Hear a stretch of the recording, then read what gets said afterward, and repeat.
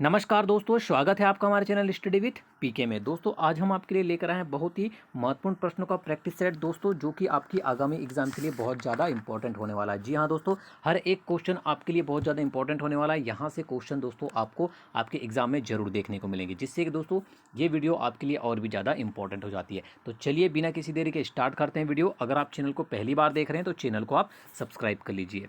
चलिए पहला प्रश्न देखते हैं क्या है। दोस्तों वीडियो को अंत तक जरूर देखिएगा, हर एक प्रश्न आपके लिए बहुत इंपॉर्टेंट है। और दोस्तों वीडियो पसंद आए तो लाइक और शेयर करना बिल्कुल नहीं भूलिएगा।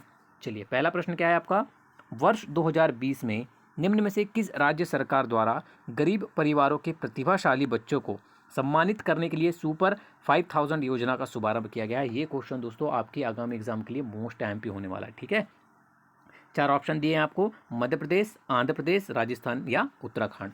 तो दोस्तों 2020 में जिस राज्य सरकार द्वारा गरीब परिवारों के प्रतिभाशाली बच्चों को सम्मानित करने के लिए सुपर 5000 योजना का जो शुभारंभ किया गया है दोस्तों, वो मध्य प्रदेश राज्य सरकार द्वारा किया गया है। ठीक है, याद रखिएगा, ऑप्शन नंबर ए आपका आंसर हो जाएगा। मध्य प्रदेश राज्य सरकार द्वारा शुरुआत की गई है इस योजना का। ठीक है, चलिए आगे बढ़ते हैं।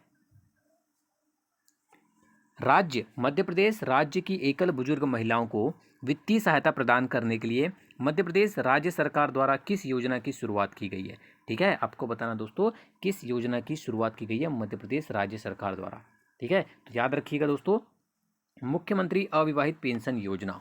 ठीक है, राज्य सरकार मध्य प्रदेश राज्य सरकार की एकल बुजुर्ग महिलाओं को वित्तीय सहायता प्रदान करने के लिए, ठीक है, राज्य सरकार द्वारा मुख्यमंत्री अविवाहित एकल पेंशन योजना की शुरुआत की गई है।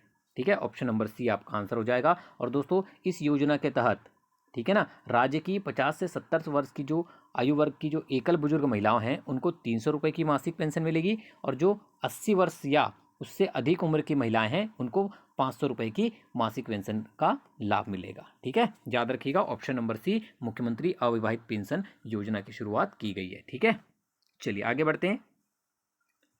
निम्नलिखित प्रकार के कांचों में से कौन सा एक पराबैंगनी किरणों को विच्छेदन कर सकता है। ठीक है, चार ऑप्शन दिए गए दोस्तों, आपको इन्हीं में से आंसर बताना है। तो वो है दोस्तों आपका क्रुक्स कांच। ठीक है, याद रखिएगा, क्रुक्स कांच जो होता है दोस्तों उसमें सेरियम ऑक्साइड उपस्थित रहता है, जो कि पराबैंगनी किरणों को आंखों तक आने से रोकता है। ठीक है, चलिए आगे बढ़ते हैं, नेक्स्ट क्वेश्चन देखते हैं। क्वेश्चन नंबर 4 है, मध्य प्रदेश राज्य सरकार द्वारा राज्य के किसानों के लिए उनकी फसलों के न्यूनतम समर्थन मूल्य एमएसपी व कीमतों के बीच अंतर के सही मुआवजे के लिए वर्ष 2020 में किस योजना को शुरू किया गया है। बहुत इंपॉर्टेंट क्वेश्चन है दोस्तों, याद रखिएगा, किस योजना को शुरू किया गया है। मुख्यमंत्री भावांतर भुगतान योजना।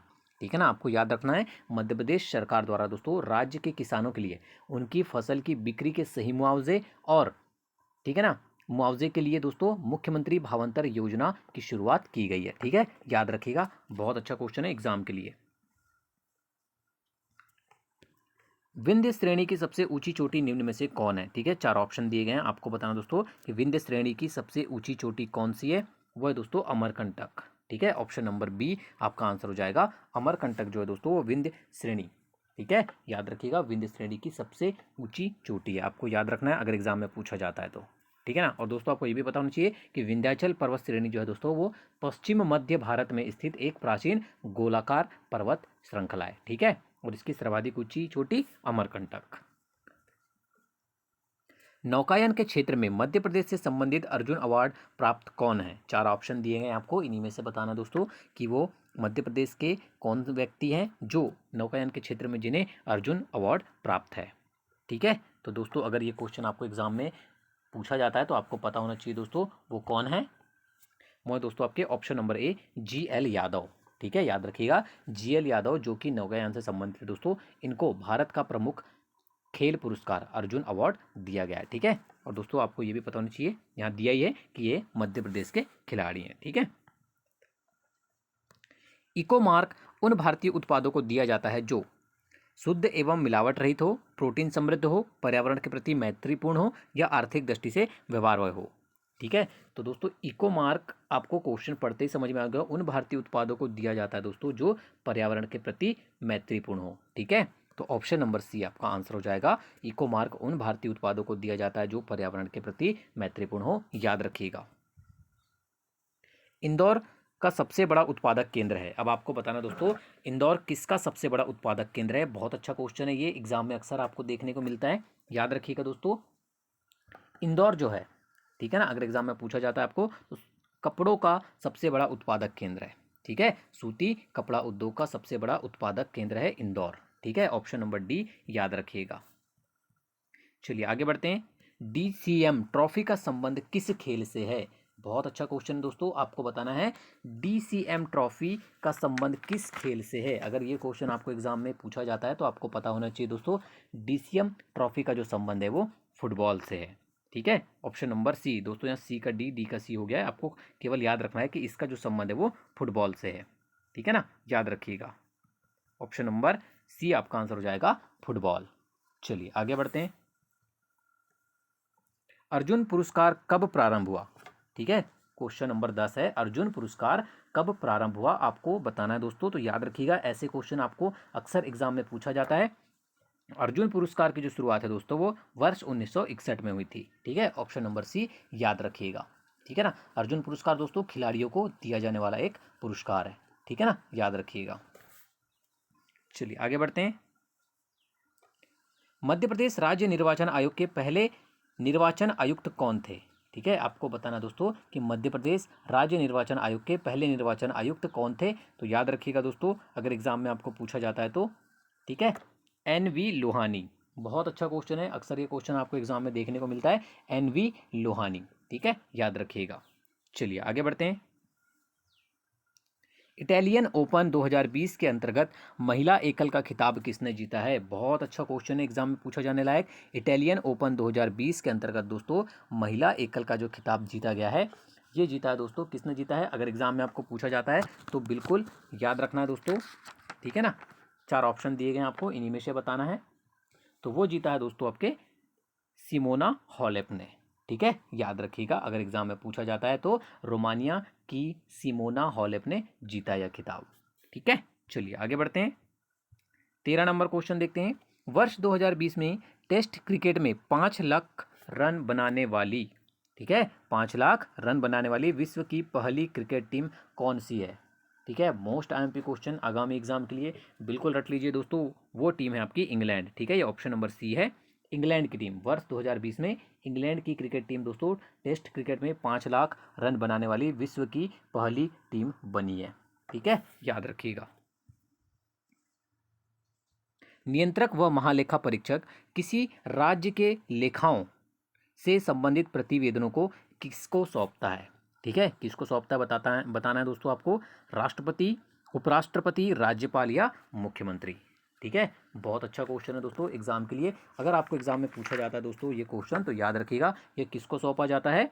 राज्यपाल को। ऑप्शन नंबर सी आपका आंसर हो जाएगा। ठीक है, नियंत्रक व महालेखा परीक्षक कैग किसी राज्य के लेखाओं से संबंधित जो प्रतिवेदन होते हैं दोस्तों उसको राज्यपाल को सौंपता है। ठीक है ना, जिसे संबंधित राज्य के राज्यपाल विधानमंडल में प्रस्तुत करते हैं। ठीक है ना, याद रखिएगा। राष्ट्रीय पिछड़ा वर्ग आयोग के प्रथम अध्यक्ष कौन थे? बहुत अच्छा क्वेश्चन है, आपको बताना है राष्ट्रीय पिछड़ा वर्ग आयोग के प्रथम अध्यक्ष कौन थे। अगर आपको एग्जाम में पूछा जाता है तो याद रखिएगा दोस्तों, काका कालेकर। ठीक है, काका कालेकर थे, याद रखिएगा। ऑप्शन नंबर ए आपका आंसर हो जाएगा। अपर कट किस खेल से संबंधित है? सभी को पता है दोस्तों, अगर एग्जाम में पूछा जाता है तो अपर कट जो है दोस्तों वो बॉक्सिंग खेल से संबंधित है। ठीक है, और दोस्तों इसको कभी कभी अंडर कट के नाम से भी जाना जाता है। ठीक है, और दोस्तों इस कट के द्वारा विपक्षी खिलाड़ी की ठोड़ी पर हमला किया जाता है। ठीक है, याद रखिएगा। ऑप्शन नंबर ए आपका आंसर हो जाएगा, बॉक्सिंग। चलिए नेक्स्ट क्वेश्चन पे चलते हैं।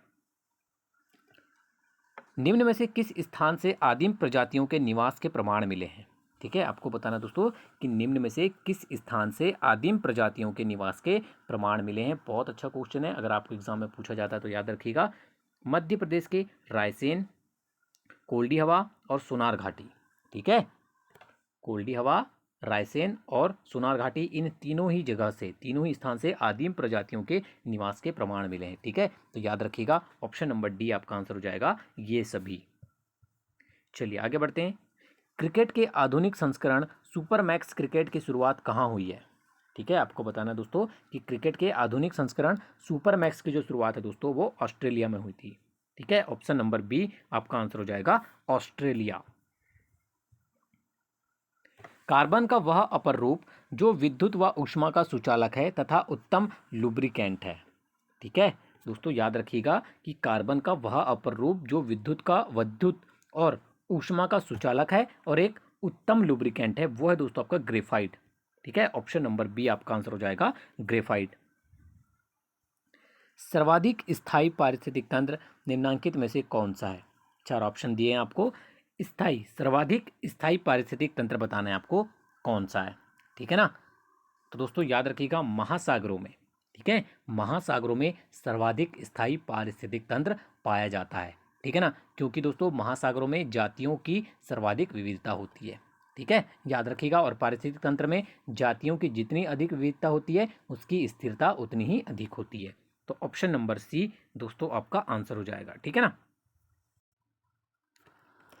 क्वेश्चन नंबर 21 है, निम्नलिखित में से कौन सा तंत्रिका फाइबर से बना है जो प्रतिबिंब क्रियाओं में मध्यस्थता करता है और जो मस्तिष्क को आवेगों का आदान प्रदान करता है? चार ऑप्शन दिए गए हैं दोस्तों, इन्हीं में से बताना है आपको। तो याद रखिएगा दोस्तों, स्पाइनल कॉर्ड या मेरुदंड, ठीक है, फाइबर से बना होता है और यह प्रतिबिंब क्रियाओं में मध्यस्थता करता है तथा मस्तिष्क के साथ संवेदन अंग जो होते हैं दोस्तों उनसे आवेगों का आदान प्रदान भी करता है। ठीक है ना, याद रखिएगा, ऑप्शन नंबर बी आपका आंसर हो जाएगा। विडाल परीक्षण निम्न में से किस रोग की जांच हेतु किया जाता है? बहुत अच्छा क्वेश्चन है दोस्तों, याद रखिएगा, आपको अगर एग्जाम में पूछा जाता है तो विडाल परीक्षण जो होता है दोस्तों वो टाइफाइड के संक्रमण की जांच के लिए किया जाता है। ठीक है, ऑप्शन नंबर सी आपका आंसर हो जाएगा। और दोस्तों अगर इसको पूछा जाए आपको कि विडाल परीक्षण किसके लिए किया जाता था, तो याद रखिएगा टाइफाइड के संक्रमण के जांच के लिए किया जाता है। और इसकी खोज जो है दोस्तों जॉर्ज फर्नैंड विडॉल ने वर्ष 1896 में की थी, ये भी आपको याद रखना है। ठीक है ना, चलिए आगे बढ़ते हैं। क्वार्ट्ज, ठीक है, क्वार्जाइट निम्नलिखित में से किसका कायांतरण है? ठीक है, आपको बताना दोस्तों कि जो क्वार्जाइट है वो किसका कायांतरण है। तो याद रखिएगा दोस्तों, बलुआ पत्थर तथा कांग्लोमेरेट के कायांतरण से क्वार्जाइट बनता है। ठीक है, याद रखिएगा, ऑप्शन नंबर सी आपका आंसर हो जाएगा। आगे बढ़ते हैं। भारत में जनसंख्या में बढ़ोतरी और कृषि भूमि के गैर कृषि प्रयोजनों के लिए अपसारण के परिणामस्वरूप किसका ह्रास हुआ है? ठीक है, आपको बताना दोस्तों कि भारत में जनसंख्या बढ़ोतरी और कृषि भूमि के गैर कृषि प्रयोजनों के लिए अपसारण के परिणाम स्वरूप जिसका ह्रास हुआ है दोस्तों वो किसका ह्रास हुआ है? याद रखिएगा, कुल बुआई क्षेत्र का ह्रास हुआ है। ठीक है ना, कुल जितना बुआई क्षेत्र है दोस्तों इसमें बहुत ज़्यादा ह्रास हुआ है। ठीक है, याद रखिएगा, अगर एग्जाम में पूछा जाता है तो आपको पता होना चाहिए। और दोस्तों यह प्रत्यक्ष रूप से स्पष्ट है कि जिन क्षेत्रों में जनसंख्या बढ़ी है उसका मुख्य कारण जो है वो औद्योगिकरण है। ठीक है ना, याद रखिएगा। और दोस्तों उद्योगों की स्थापना कृषि भूमि पर की जाती है। ठीक है ना, और इससे स्पष्ट है दोस्तों कि पहले से ज़्यादा जो कृषि क्षेत्र था अब वहाँ पर बुआई उतनी नहीं होती है। तो ऑप्शन नंबर सी आपका आंसर हो जाएगा, कुल बुआई क्षेत्र। पृथ्वी पर सबसे अधिक गर्म स्थान कौन सा है? ठीक है, आपको पूछा गया दोस्तों कि पृथ्वी पर सबसे अधिक गर्म स्थान कौन सा है, तो याद रखिएगा दोस्तों वो है आपका option number C, Death Valley California. ठीक है ना, अगर एग्जाम में पूछा जाता है तो याद रखिएगा पृथ्वी पर सबसे तप्त गर्म स्थान वर्तमान में, ठीक है ना, 2020 की बात हो रही दोस्तों, वो अमेरिका का, ठीक है, अमेरिका कैलिफोर्निया का डेथ वैली है। ठीक है, याद रखिएगा, ऑप्शन नंबर सी आपका आंसर हो जाएगा। ये 2020 की बात हो रही है, वर्तमान की। ठीक है, निम्नलिखित में से कौन विश्व का सबसे बड़ा खनन पतन है? ठीक है, विश्व का सबसे बड़ा खनन पतन आपको बताना दोस्तों कौन सा है, तो वो है दोस्तों आपका हेडलैंड। ठीक है, याद रखिएगा, पश्चिमी ऑस्ट्रेलिया में अवस्थित पोर्ट हेडलैंड विश्व का सबसे बड़ा खनन पतन है। ठीक है ना, याद रखिएगा। और दोस्तों यहाँ पर यहाँ से लौह अयस्क का निर्यात किया जाता है। 27 नंबर क्वेश्चन है, रंजीत सबवन एवं बहादुर सबवन क्या है? मोस्ट टाइम की क्वेश्चन है दोस्तों, याद रखिएगा कि असम कृषि विश्वविद्यालय ने धान की दो नई किस्म रंजीत सबवन और बहादुर सबवन का विकास किया है। ठीक है, तो ये किसकी दो नस्ल हैं दोस्तों, याद रखिएगा, किसकी दो किस्में हैं, तो ये हैं दोस्तों आपकी धान की दो नई किस्म हैं। ठीक है, तो ऑप्शन नंबर सी आपका आंसर हो जाएगा। बहुत अच्छा क्वेश्चन है, इंपॉर्टेंट क्वेश्चन है। भारत के पूर्वी घाटों की सबसे ऊंची चोटी कौन सी है? ठीक है, आपको बताना है कि भारत के पूर्वी घाट की जो सबसे ऊंची चोटी है दोस्तों वो है महेंद्रगिरी। ठीक है, ऑप्शन नंबर बी याद रखिएगा, अगर एग्जाम में पूछा जाता है तो पता होना चाहिए आपको। गंगा के निचले मैदानों की यह विशेषता है कि यहाँ वर्ष भर जलवायु उच्च तापमान के साथ आर्द्र बनी रहती है। इस क्षेत्र के लिए निम्नलिखित फसलों के युग्म में से कौन सा युग्म उपयुक्त है। ठीक है, आपको बताना दोस्तों कि कौन सी फसल है जो वहाँ सबसे अधिक होगी। ठीक है, तो याद रखिएगा दोस्तों, वो है आपकी धान और जूट। दोनों ही दोस्तों उष्णकटिबंधीय आर्द्र जलवायु क्षेत्र की फसलें हैं तथा इनकी खेती हेतु उच्च तापमान एवं अत्यधिक जल की आवश्यकता होती है। ठीक है ना, इसलिए वहाँ सबसे अधिक खेती किसकी होगी, धान और जूट की। ठीक है, जयपुर में आयोजित 11वीं महाराजा doctor Karni Singh memorial shooting प्रतियोगिता में मध्य प्रदेश के खिलाड़ियों ने कितने पदक जीते। बहुत अच्छा क्वेश्चन दोस्तों, आपको बताना है कि मध्य प्रदेश के कितने खिलाड़ियों ने पदक जीते दोस्तों। ठीक है ना, तो याद रखना दोस्तों, आपको कुल 12 खिलाड़ियों ने पदक जीते। ठीक है ना, याद रखिएगा, जिसमें 7 स्वर्ण पदक, ठीक है ना, 60 स्वर्ण पदक और 3 रजत और 2 कांस्य। ठीक है, इस प्रकार टोटल 12 पदक जीते गए मध्य प्रदेश के खिलाड़ियों द्वारा। ठीक है ना, याद रखिएगा। मध्य प्रदेश निवासी शंकर लक्ष्मण का संबंध किस खेल से काफ़ी बार एग्जाम में पूछा जाता है दोस्तों, बिल्कुल रट लीजिएगा। इनका संबंध जो है वो हॉकी से है। ठीक है, जो कि मध्य प्रदेश निवासी खिलाड़ी हैं। चलिए आगे बढ़ते हैं। 32 नंबर क्वेश्चन है आपका, भारत सरकार के आत्मनिर्भर भारत अभियान के तहत राज्य को आत्मनिर्भर बनाने हेतु रोड मैप जारी करने वाला पहला राज्य कौन सा बना है। ठीक है, तो दोस्तों वो राज्य बना है आपका, अगर एग्जाम में पूछा जाता है तो मध्य प्रदेश। ठीक है ना, याद रखिएगा, ऑप्शन नंबर बी आपका आंसर हो जाएगा, मध्य प्रदेश। नाभिक के अलावा कोशिका के किस कोशिकांग में डीएनए होता है। ठीक है, आपको बताना दोस्तों, नाभिक के अलावा कोशिका के किस कोशिकांग में डीएनए होता है। बहुत ही अच्छा क्वेश्चन है, अगर आपको एग्जाम में पूछा जाता है दोस्तों तो याद रखिएगा, ये पाया जाता है दोस्तों माइटोकॉन्ड्रिया में। ठीक है, नाभिक के अलावा माइटोकॉन्ड्रिया में डीएनए होता है। ठीक है ना, याद रखिएगा, अगर एग्जाम में पूछा जाता है तो आपको। चलिए आगे बढ़ते हैं। आधुनिक परमाणु सिद्धांत तैयार किया गया था। बहुत अच्छा क्वेश्चन है, याद रखिएगा दोस्तों, जॉन डाल्टन को। ठीक है, जॉन डाल्टन ने परमाणु का आधुनिक सिद्धांत प्रतिपादित किया था। ठीक है, जिसके अनुसार दोस्तों प्रत्येक तत्व अनेक सूक्ष्म कणों से बना होता है, जिन्हें परमाणु कहा जाता है। ठीक है, ऑप्शन नंबर ए आपका आंसर हो जाएगा, जॉन डाल्टन। 35 नंबर क्वेश्चन है, यूपीआई पिन क्या है।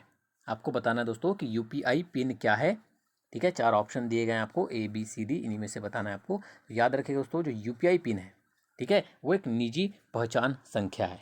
ठीक है, अगर आपको एग्जाम में पूछा जाता है तो याद रखिएगा, यूपीआई पिन जो है दोस्तों वो एक निजी पहचान संख्या, पर्सनल आइडेंटिफिकेशन नंबर है। ठीक है, याद रखिएगा। तो ये थे दोस्तों आज के बहुत ही महत्वपूर्ण प्रश्न जो कि आपके एग्जाम की दृष्टि से बनाए गए थे। वीडियो को अंत तक धन्यवाद दोस्तों, अंत तक देखने के लिए धन्यवाद, और वीडियो पसंद आया तो लाइक और शेयर जरूर कीजिएगा।